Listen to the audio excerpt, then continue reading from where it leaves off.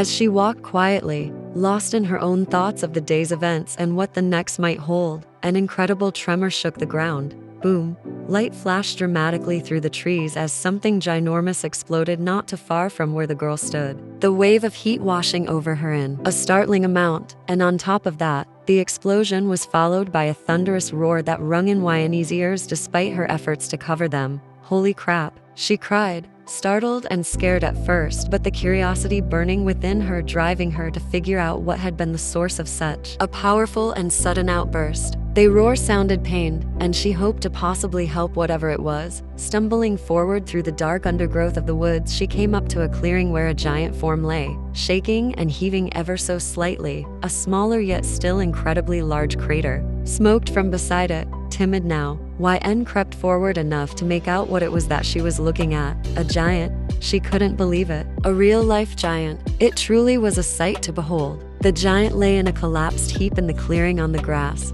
She couldn't quite tell what it, but she was able to see that it was a guy with ash blonde hair and a rather muscular build. Fascinated, terrified, and in awe all at the same time, she stayed to the bushes, trying to study its face better. And that's when she noticed the tear stains that ran down his cheeks. When the image clicked, she was able to notice a number of other things, like the faint sobs that escaped its lips, and overall just the torn and distraught state he was in. It was heartbreaking to watch, and despite the terror at her own idea, YN slowly made her way into the clearing. Determined to help this poor giant to at least some extent, Bakugou lay face down in a clearing in the woods. He was a good distance from any major town, save the tiny human village only a mile or two from where he was now. But it didn't matter where he was upset, and no one would be able to catch him in this rare moment, and that's all he cared about. As he sobbed and cried and just let it out, he felt something tiny tenderly touch his cheek,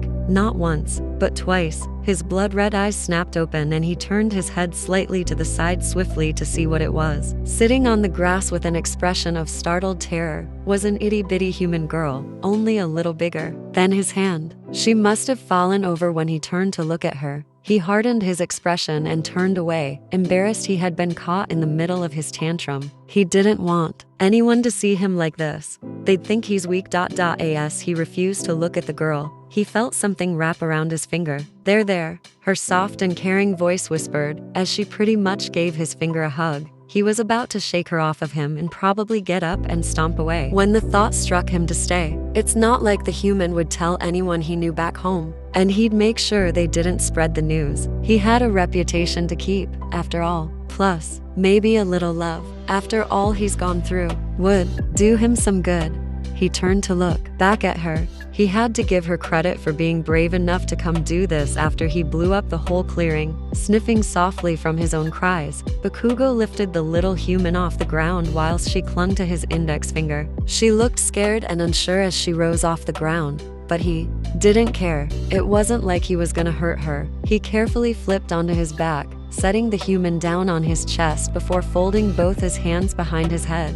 Bakugou looked up at the stars as they glittered in numberless amounts above. Maybe life wasn't all that bad. He watched out of her peripheral vision as she too lied down on his chest and looked up at the stars. It was then that Bakugou felt he could take a deep, calming breath. It felt good.